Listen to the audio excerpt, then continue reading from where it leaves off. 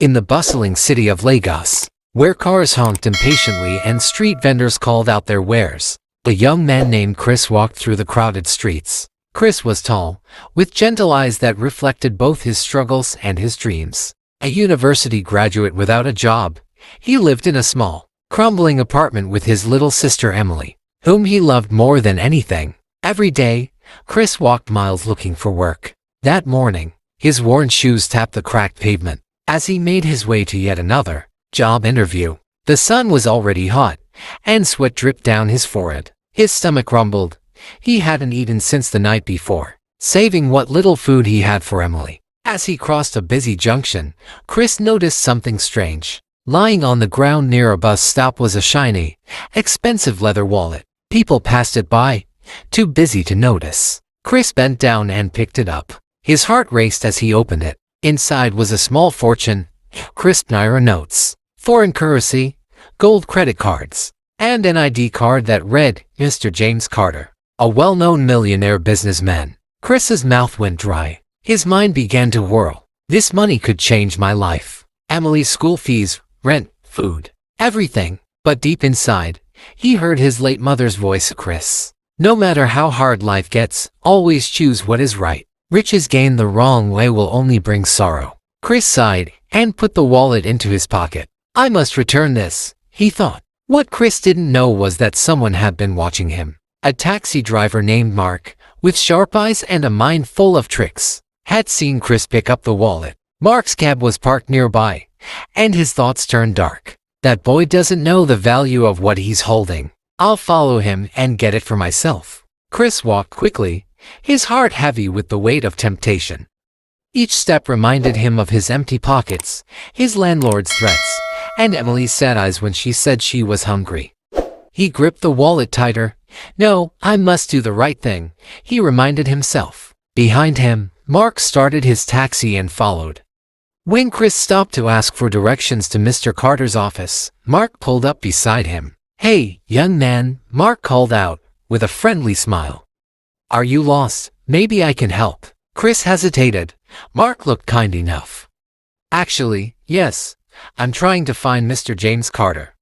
I found his wallet. Mark's eyes gleamed. Oh, you're a good man. I know Mr. Carter very well.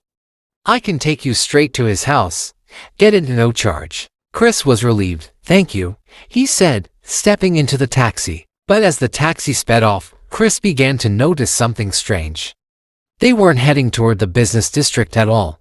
The streets grew unfamiliar. Where are we going? Chris asked, his voice tense. Mark smiled slyly. Don't worry, my friend. I'm just taking a shortcut. Chris's instincts kicked in.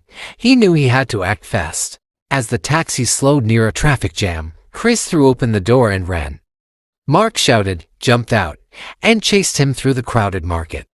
Shoppers and vendors yelled as the two men pushed past. Chris ducked into alleys, his heart pounding, holding the wallet close to his chest.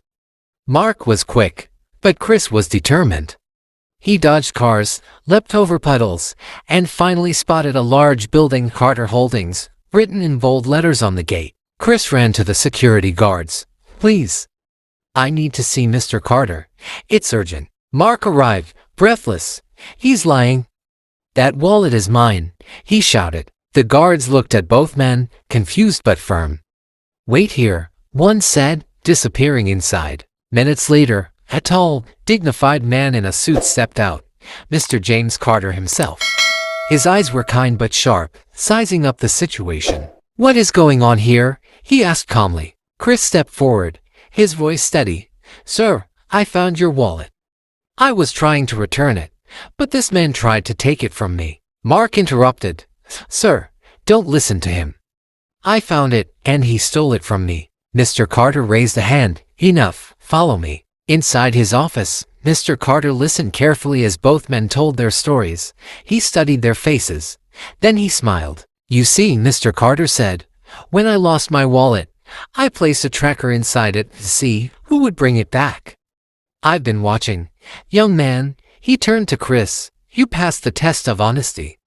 And you, he looked at Mark, you chose greed. Mark's face fell. He tried to speak, but Mr. Carter signaled the guards. Hand him over to the police. He has tried to steal from me. Mark was led away, defeated. Mr. Carter turned to Chris and shook his hand warmly. I admire your honesty, Chris. It's rare in this city. Come, tell me about yourself. Chris shared his struggles. Mr. Carter listened, nodding thoughtfully. Then he smiled again. From today, you have a job here at Carter Holdings. And your sister's education. I will sponsor it fully. Tears filled Chris's eyes. Thank you, sir. God bless you. Mr. Carter laughed. No, Chris. God bless you for reminding me that good people still exist. That evening, Chris walked home, his head high, his heart full of hope. Emily ran out to greet him, and together they dreamed of a brighter future. Moral of the story: honesty opens doors that stolen riches can never unlock. In a city full of shortcuts, the straight path leads the farthest. Thanks for watching. Like and subscribe.